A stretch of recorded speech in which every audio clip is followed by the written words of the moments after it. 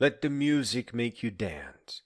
Or, the aches go away, but you will need a hat.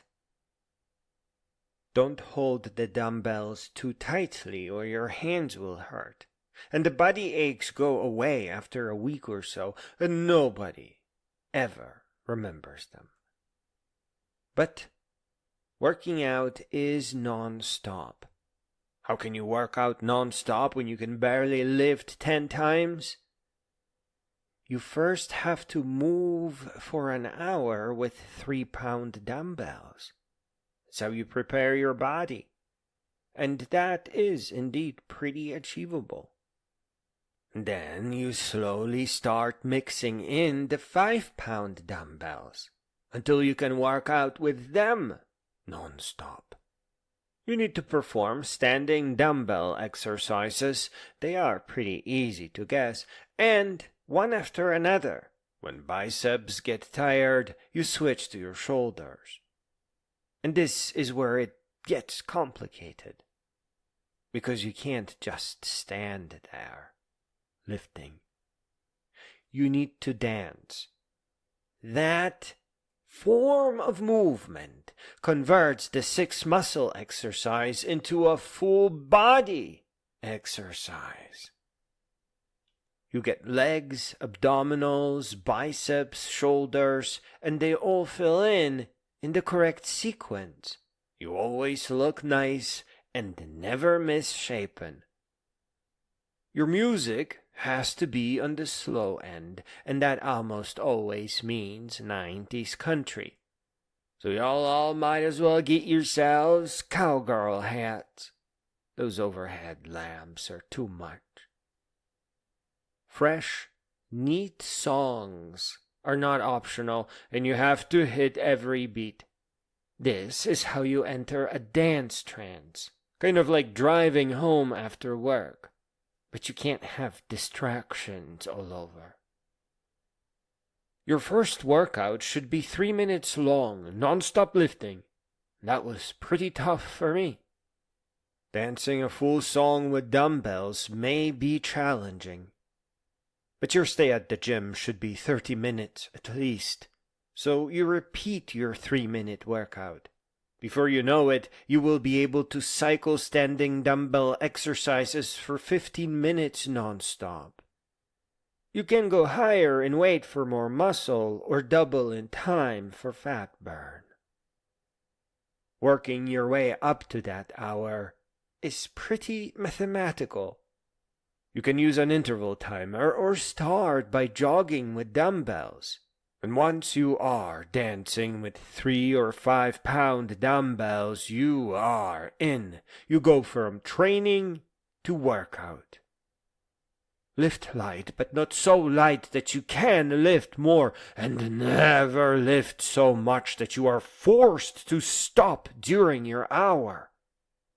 You can stop for a little, but stopping because it was too much probably ruins your workout, because now you will have to rest too much. The boys devastate their workouts this way. They lift too heavy and thus never for long enough for their body to adapt.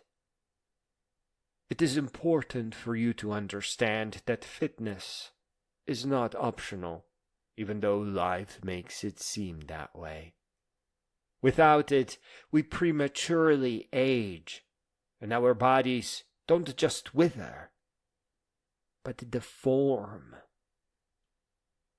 Get a cowgirl hat, download all the 90s country, the tempo is just perfect, and start at the beginning of the dumbbell rack, aiming to get to non-stop for an hour. That's the real fitness and workout. And bodybuilding is just increasing the dumbbell weight over and over and over again. I dance with 17.5 pounds per hand for 3 hours, 5 days a week.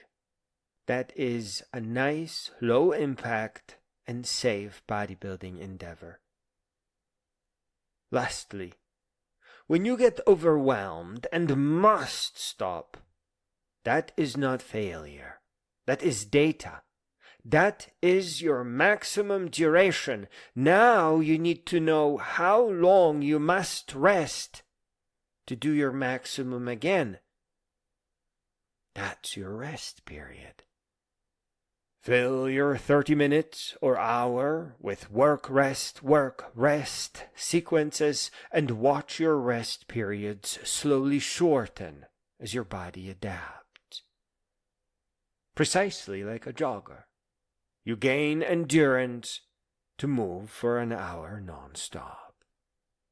And again, it's all about that first hour. Slow beats, low weights, non-stop, hand.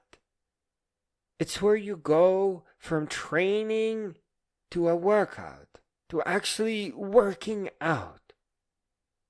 Result: as you get older, you will discover that you did not age. Yeah. Fitness and bodybuilding does not hurt. The pain comes from you already going out of shape. If you are older or out of shape or large, no worries. But you still start with a hat because you are going for a long walk. You can get your body out of trouble by walking the Appalachian Trail. But trouble means that you do not get to wait for the first day of spring. If your body is in trouble, you must go now. Right now. Start by going to the store with cheap hiking supplies and buy a backpack, fancy knife, tent, sleeping bag, and one of those danger orange miniature poop shovels. The shovel is a sign to other hikers that 1, you do not need trail magic, 2, you mean business, and 3, you will be returning to the trail no matter what. As soon as you can, pitch your tent in your living room, play some bird sounds, nature sounds, and try to get in the mood. As with bodybuilding, you will eventually have to stop and sit. So again, you measure how long you have walked, perhaps with landmarks, and then how long you need to rest to do it again. And you keep walking, and it, in return, will transform you. Hiking is very special. It's sacred. It's holy. Here, however, you do not need country music because things move a lot more slowly. You need narrated books, all the books written by great beings. And in return, you will inherit their culture.